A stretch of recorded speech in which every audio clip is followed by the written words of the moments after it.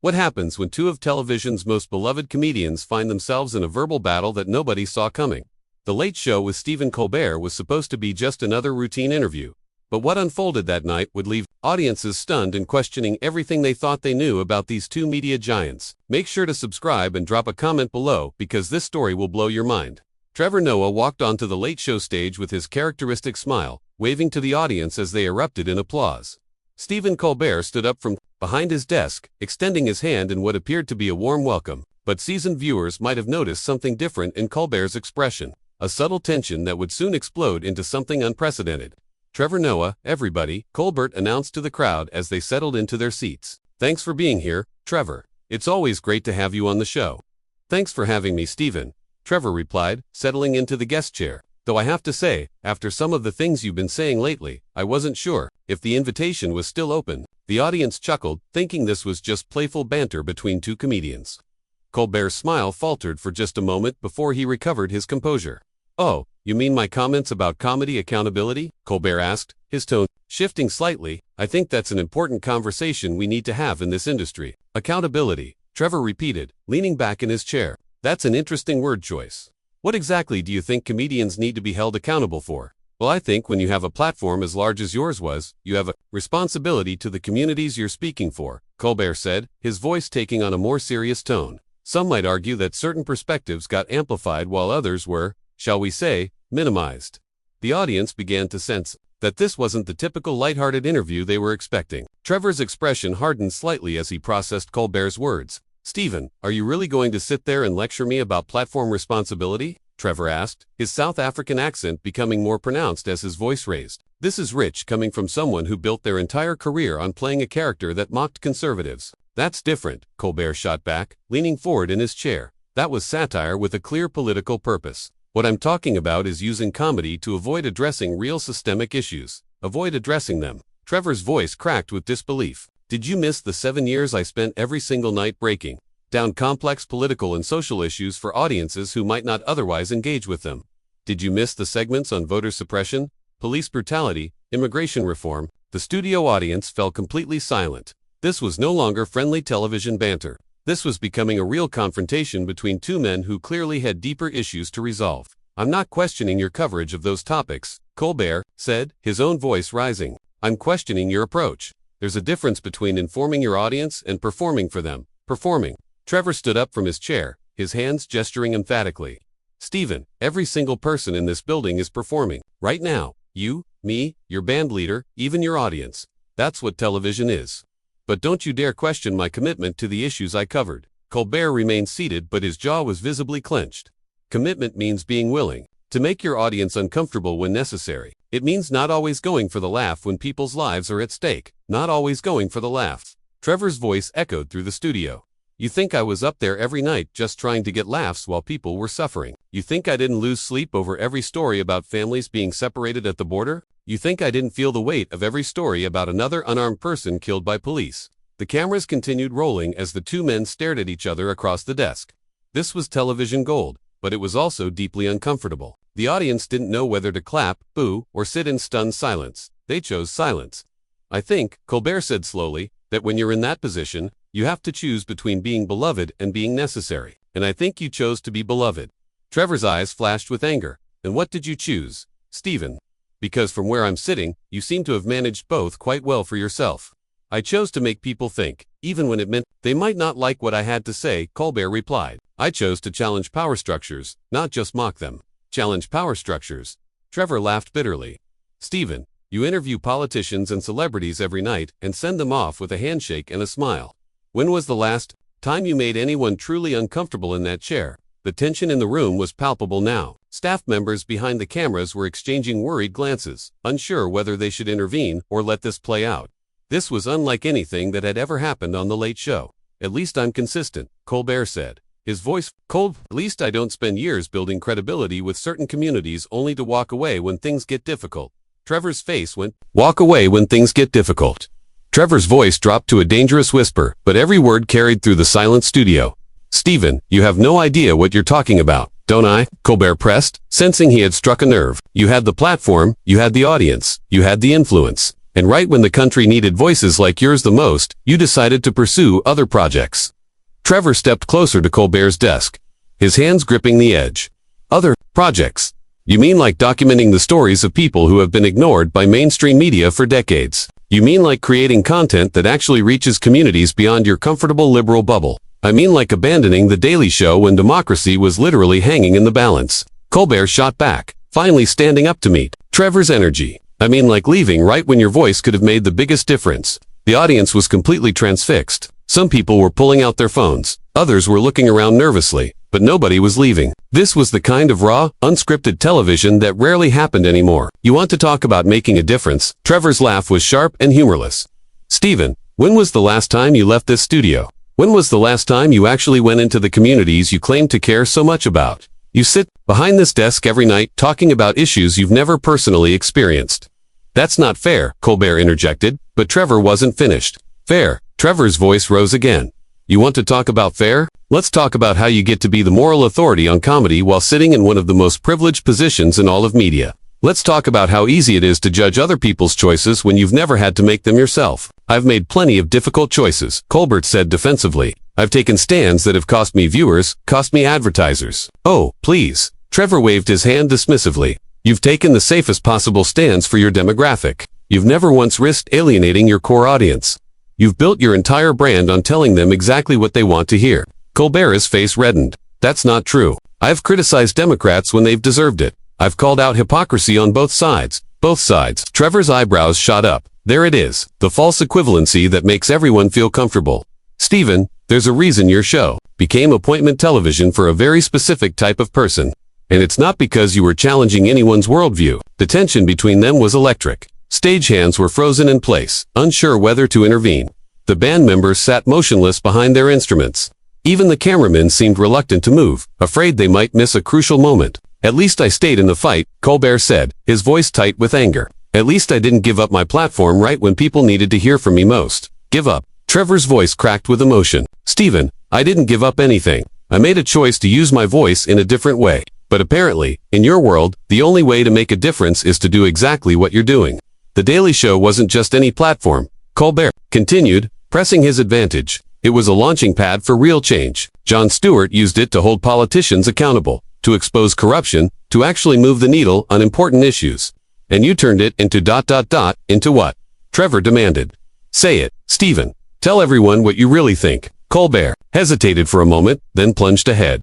You turned it into a variety show. You made it safe. You made it comfortable. You took something that was supposed to challenge people, and you neutered it. The words hung in the air like a slap. Trevor's face went through a series of expressions. Shock, hurt, and then pure rage. Neutered it. Trevor's voice was barely controlled now. Stephen, I took that show to places John never went. I covered stories that had never been told on that stage. I brought perspectives that had never been heard in that format. But did you change anything? Colbert asked pointedly. Did any of it actually matter, or was it just performance?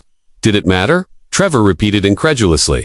Stephen, I had young people coming up to me every day, telling me that the show helped them understand complex issues for the first time. I had parents thanking me for giving them tools to talk to their children about difficult subjects. I had educators using segments from the show in their classrooms. And yet, here we are, Colbert said coldly, with all the same problems, all the same divisions, all the same failures of leadership. What exactly did all that understanding accomplish? Trevor was quiet for a long moment, staring at Colbert with an expression that was hard to read. When he spoke again, his voice was different, calmer, but somehow more dangerous. You know what, Stephen, you're right about one thing. Here we are, with all the same problems. But maybe that's because people like you have convinced themselves that talking about problems is the same as solving them. Maybe it's because you've built an entire industry around making people feel informed without actually inspiring them to act. That's rich, coming from someone who literally walked away from the conversation, Colbert retorted. I didn't walk away from the conversation, Trevor said, his voice rising again. I just refuse to have it on your terms anymore. I refuse to pretend that sitting behind a desk making jokes about politicians was somehow equivalent to real activism. The audience was completely silent now, hanging on every word. This had gone far beyond entertainment. This was two men having a fundamental disagreement about the role of media, the responsibility of platforms, and the nature of making change in the world. Real activism, Colbert scoffed. And what exactly do you call this? What do you call what we do every night? We inform people. We break down complex issues. We hold powerful people accountable. Trevor laughed harshly. Stephen, you don't get to use that word anymore. You just spent the last 10 minutes making it very clear that you think what I did was worthless. You don't get to suddenly claim solidarity. I'm not claiming solidarity, Colbert said. I'm trying to understand how someone with your talent, your platform, your influence, could just walk away when the stakes were so high. The stakes are always high, Trevor replied. That's what you don't understand. Every single day, for every person who doesn't look like you, or live like you, or think like you, the stakes are high. And maybe, just maybe, I realized that I could make more of a difference by actually engaging with those people, instead of talking about them to an audience that already agrees with me. Colbert opened his mouth to respond, but Trevor held up his hand. No, Stephen, I'm not finished. You want to know why I left? I left because I got tired of being a circus act. I got tired of having to make everything palatable for people who should have been uncomfortable. I got tired of having to choose between being honest and being popular. Honest and popular. Colbert's voice dripped with disbelief. Trevor, you were one of the most beloved hosts in late-night television. Your approval ratings were through the roof. How exactly were you being forced to choose? Because beloved and respected are two different things. Trevor shot back, his hands gesturing emphatically. People loved me because I made them feel good about themselves. I made complex issues digestible. I made injustice seem manageable. I made people feel like they were part of the solution just by watching and laughing. And what's wrong with that? Colbert demanded. What's wrong with meeting people where they are and bringing them along on the journey? Nothing's wrong with it, Stephen, if that's actually what you're doing. But that's not what we were doing, and you know it. We were giving people the illusion of engagement while letting them off the hook from actually doing anything meaningful. The studio lights seemed harsh now, casting deep shadows across both men's faces. The audience had stopped fidgeting entirely, as if afraid that any movement might break the spell of this unprecedented confrontation. So what? Everyone in this audience is just deluding themselves. Colbert gestured toward the crowd. Everyone who watches late-night television is just avoiding real responsibility. I'm not talking about the audience, Trevor said, his voice softening slightly but losing none of its intensity. I'm talking about us. I'm talking about how we've convinced ourselves that we're journalists when we're entertainers, that we're activists when we're performers, that we're making change when we're just making content. Content, Colbert's voice rose sharply. Is that what you think this is? Is that what you think I've been doing for the past decade? Making content. Stephen, look around you, Trevor said, spreading his arms wide. Look at this set, look at these cameras, look at this audience. We're in show business. We've always been in show business. The problem is, we started believing our own publicity. That's cynical, even for you, Colbert said, shaking his head. If that's really what you believed, why did you do the job for 7 years? Why didn't you walk away sooner? Trevor paused, and for the first time since the conversation started, he looked genuinely vulnerable. Because I thought I could change it from the inside. I thought I could use the platform to actually make a difference, to elevate voices that hadn't been heard, to bring attention to stories that were being ignored. And you don't think you did that? Colbert asked, his tone shifting slightly. I think I did some of that, Trevor admitted, but I also think I got caught up in the game. I started caring more about ratings than impact, more about viral moments than lasting change. I started measuring success by how many people were laughing instead of how many people were learning. The honesty in his voice seemed to catch Colbert off guard. For a moment, his defensive posture softened. Trevor, every single person in this business struggles with those same questions, he said more quietly. You think I don't wonder sometimes if I'm just preaching to the choir? You think I don't question whether all of this, he gestured around the studio, actually makes any difference? Then why are you attacking me for asking those same questions? Trevor asked. Why are you making me the villain for deciding that? Maybe there was a better way to use my voice. Because you had something special, Colbert said, his voice filled with frustration. You had a unique perspective, a global viewpoint that no one else in this space could offer. You had the ability to connect with audiences that the rest of us couldn't reach, and you threw it away. I didn't throw anything away, Trevor said firmly. I redirected it. I chose to use my platform in a different way, to engage with issues on a different level. By doing what? Exactly, Colbert pressed. By making documentaries that 3 people will watch. By giving speeches at conferences where everyone already agrees with you. By writing books that will sit on shelves collecting dust. Trevor's face hardened again. Stephen, you really don't get it, do you? You think the only way to make an impact is to be on television every night. You think the only voice that matters is the one that comes through these speakers into people's living rooms. I think reach matters, Colbert said. I think scale matters. I think when you have access to millions of people every single night, you have a responsibility to use that access wisely. And I think depth matters more than breadth, Trevor countered. I think changing one person's life completely is more valuable than slightly influencing a million people's opinions. That's a luxury you can afford because other people are doing the heavy lifting, Colbert said sharply. That's easy to say when you know that people like me are still out here every night trying to hold the line. Hold the line. Trevor's laugh was bitter. Stephen, what line are you holding? The line between entertainment and journalism. The line between comfort and challenge. Because from where I'm standing, that line disappeared a long time ago. The accusation hit Colbert like a physical blow. His face flushed red and his hands clenched into fists on his desk. You'd think this is comfortable? He asked, his voice shaking with anger. You think standing up here every night, taking on the most powerful people in the world, dealing with constant criticism and threats, is comfortable. I think it's comfortable because you know exactly what your audience wants to hear, Trevor said relentlessly. I think it's comfortable because you've built a brand around being the reasonable voice in an unreasonable world. I think it's comfortable because you get to be the hero of your own story every single night. And what were you? Colbert shot back. What was your brand, Trevor? The charming outsider who could make Americans feel good about themselves. The friendly foreign voice who could criticize America without making Americans feel bad. The words landed like a punch to the gut. Trevor stepped back as if he'd been physically struck. That's what you really think? He asked quietly. That's what this is really about. I think you carved out a very specific niche, Colbert continued, pressing his advantage. I think you figured out exactly how to package criticism in a way that felt harmless. I think you mastered the art of being provocative without being threatening. And you think that was easy. Trevor's voice was barely above a whisper now, but it carried an edge of real pain. You think it was easy to be the outsider commenting on a country that wasn't mine. You think it was easy to earn the right to criticize America, while knowing that half the audience was waiting for me to slip up, to say something that would prove I didn't belong here. The raw emotion in his voice seemed to surprise both men. Colbert opened his mouth to respond, then closed it again.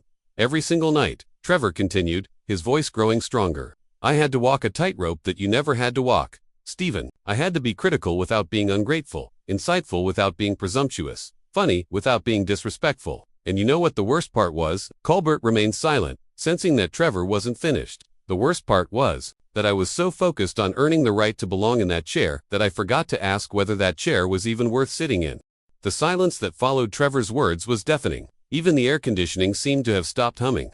Colbert stared at Trevor, processing what he had just heard, and for the first time in the entire confrontation, he looked genuinely uncertain. Trevor, Colbert began, his voice softer than it had been all night. I didn't mean to, double quotes, didn't mean to what? Trevor interrupted, but his anger seemed to have transformed into something else, something deeper and more complex. Didn't mean to question whether I belonged. Didn't mean to suggest that my success was built on making people comfortable with their own prejudices. That's not what I said, Colbert protested, but his voice lacked conviction. It's exactly what you said, Trevor replied. And you know what, Stephen?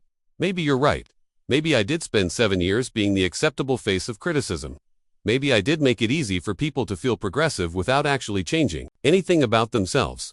The admission hung in the air between them. The audience seemed to collectively hold its breath, sensing that something fundamental had shifted in the dynamic. But here's what you don't understand, Trevor continued, his voice gaining strength again. That was never the real trap. The real trap was thinking that any of this, he gestured around the studio, was ever going to be enough. The real trap was believing that we could solve systemic problems with 30-minute television shows. Colbert frowned, clearly struggling to follow Trevor's logic. So what are you saying? That we should just give up? That none of this matters? I'm saying that maybe we've been asking the wrong questions, Trevor said, beginning to pace behind the guest chair. Maybe instead of asking how we can use television to change the world, we should be asking why we think television is the most important tool for changing the world. Because it reaches people, Colbert said, as if the answer was obvious. Because it influences public opinion. Because it shapes the conversation. Does it? Trevor challenged. Or does it just reflect conversations that are already happening? Stephen, when was the last time your show actually changed someone's mind about something important? When was the last time someone who disagreed with you fundamentally watched an episode and walked away thinking differently? Colbert opened his mouth to respond, then paused. The question had clearly caught him off guard. That's not the point, he said finally.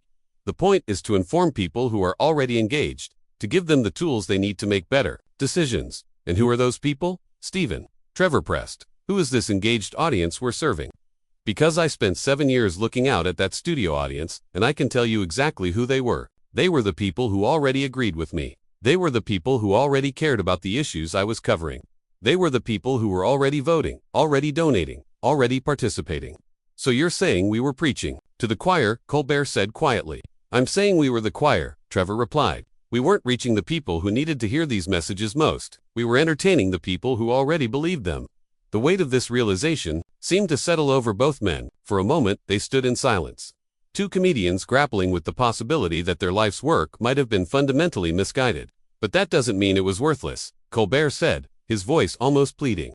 Even if we were just reinforcing existing beliefs, maybe that's important too. Maybe people need to feel validated, need to feel like they're not alone in their values. Maybe, Trevor acknowledged. But is that worth dedicating your entire career to? Is that worth the platform, the influence, the responsibility? Because, if that's all we're doing, Stephen, then we're not journalists or activists or agents of change. We're just therapists with bigger audiences. The description stung, and Colbert's face showed it. He sat down heavily in his chair, running his hands through his hair. So what's the alternative? He asked. What's the better way to use our voices? I don't know, Trevor admitted, and the honesty in his voice was startling. That's what I've been trying to figure out. That's why I left. Not because I had all the answers, but because I realized I had been asking all the wrong questions. And have you figured it out? Colbert asked.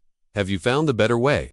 Trevor was quiet for a long moment, considering the question. Seriously, I think I've found a more honest way, he said finally. I think I've found a way to engage with issues without pretending that my engagement is more important than it actually is. What does that mean? Colbert pressed. It means admitting that I'm just one voice among millions, Trevor said. Means acknowledging that the real work of change happens in communities, in schools, in local government, in places where cameras never go. It means accepting that my job isn't to be the hero of the story, it's to support the people who are actually doing the work. Colbert looked up at Trevor, his expression unreadable. And you think I'm not doing that? You think I'm trying to be the hero? I think you've convinced yourself that this, Trevor gestured around the studio again, is the work. I think you've convinced yourself that being on television every night is the same as being in the fight every day. That's not fair, Colbert said, but his voice lacked its earlier fire. Maybe not, Trevor agreed, but it's honest. And maybe that's what's been missing from this conversation, from all of our conversations. Maybe we've been so focused on being right that we forgot to be honest. The two men looked at each other across the desk. Years of professional rivalry and personal tension finally laid bare. The audience was completely silent, mesmerized by this raw display of vulnerability and conflict. You know what the real tragedy is? Trevor said quietly. We're both trying to do good. We both care about the same issues, believe in the same values, want to make the same kind of difference. But somehow we've ended up here, tearing each other apart instead of figuring out how to work together. Maybe that's the problem with this whole industry, Colbert said slowly. Maybe we've created a system that turns allies into enemies, that makes us compete for moral authority instead of collaborating for actual change. Trevor nodded, some of the tension finally leaving his shoulders. Maybe the real question isn't whether I was right to leave or whether you're right to stay. Maybe the question is how we can all do better, regardless of what platform we're using. But just as it seemed like they might be finding common ground, Colbert's expression hardened again. That's a nice sentiment, Trevor, but it doesn't change the fact that you abandoned your responsibility when people needed you most, he said, his voice sharp once more. It doesn't change the fact that you had a platform that could reach millions of people and you walked away from it. The words hit Trevor like a slap. All the vulnerability and honesty of the previous moments evaporated instantly. Abandon my responsibility. Trevor's voice was dangerous now. Stephen, my responsibility is to use my voice authentically, not to use it the way you think I should. My responsibility is to make choices that align with my values, not choices that make you comfortable. Your responsibility was to the people who depended on your voice. Colbert shot back. Your responsibility was to the communities you claimed to represent. Don't you dare, Trevor said, his voice shaking with fury. Don't you dare tell me about responsibility to communities you've never been part of. Don't you dare lecture me about representation when you've spent your entire career speaking for yourself. At least I stayed in the fight, Colbert repeated, falling back on his earlier argument. This isn't a fight, Stephen, Trevor said, his voice filled with disgust. This is theater. This is performance. This is exactly what I was talking about when I said we've lost sight of what actually matters. Without another word, Trevor turned and walked toward the edge of the stage. The cameras followed him as he moved, catching every step of his exit. Trevor, don't walk away from this, Colbert called after him, standing up from behind his desk. Don't prove my point by walking away. Trevor paused at the edge of the stage and turned back one final time. Stephen, the only thing I'm proving is that some conversations aren't worth having, and some people, he looked directly into the camera, aren't worth having them with. And with that, Trevor Noah walked off the Late Show stage, leaving Stephen Colbert standing alone behind his desk. The studio audience in stunned silence, and millions of viewers at home trying to process what they had just witnessed. The cameras kept rolling for several more seconds. capturing Colbert's bewildered expression and the absolute quiet of the studio, before finally cutting to commercial. What did you think of this unprecedented confrontation between two of television's biggest names? Do you think Trevor was right to walk away, or should he have stayed to finish the conversation? Drop your thoughts in the comments below and make sure to subscribe for more incredible stories from the world of entertainment.